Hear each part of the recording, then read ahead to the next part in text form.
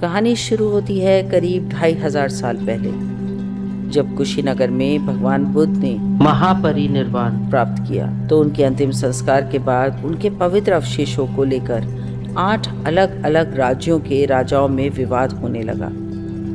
तब द्रोण नाम के एक ब्राह्मण ने सूझबूझ से काम लिया और अवशेषों को 8 बराबर हिस्सों में बांट दिया।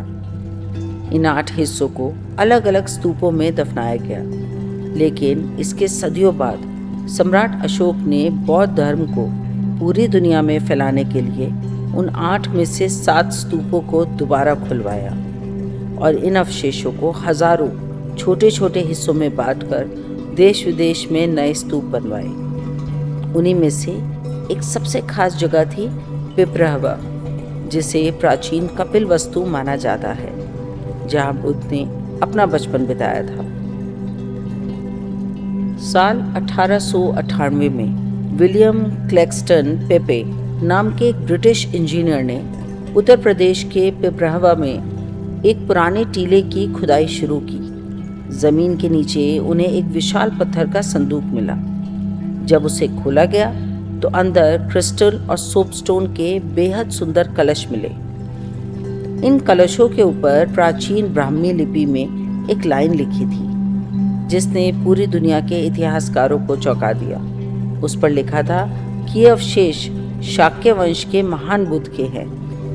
इसके बाद 1970 के दशक में भारतीय पुरातत्व सर्वेक्षण ने यहाँ फिर से खुदाई की और उन्हें 22 और पवित्र अस्थि अवशेष मिले। इन्हीं में से 20 अवशेष आज दिल्ली के नेशनल म्यूजियम में मौजूद हैं।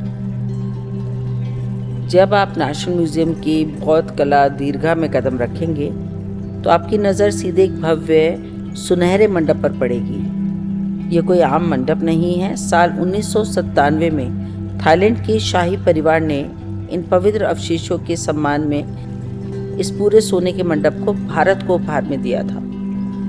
थाईलैंड, भूटान, श्रीलंका और म्यांमार जैसे देशों के बौद्ध भिक्षु और शाही परिवार के लोग नियमित रूप से यहाँ आकर शीश झुकाते हैं और ध्यान लगाते हैं। यहाँ आने वाले लोगों का मानना है कि इन अवशेषों के पास बैठने मात्र से ही मन को एक असीम शांति का एहसास होता है। हाल ही में भारत सरकार ने इन अवशेषों को श्रीलंका, थाईलैंड और मंगोलिया जैसे देशों में विशेष प्रदर्शनी के लिए भी भेजा था।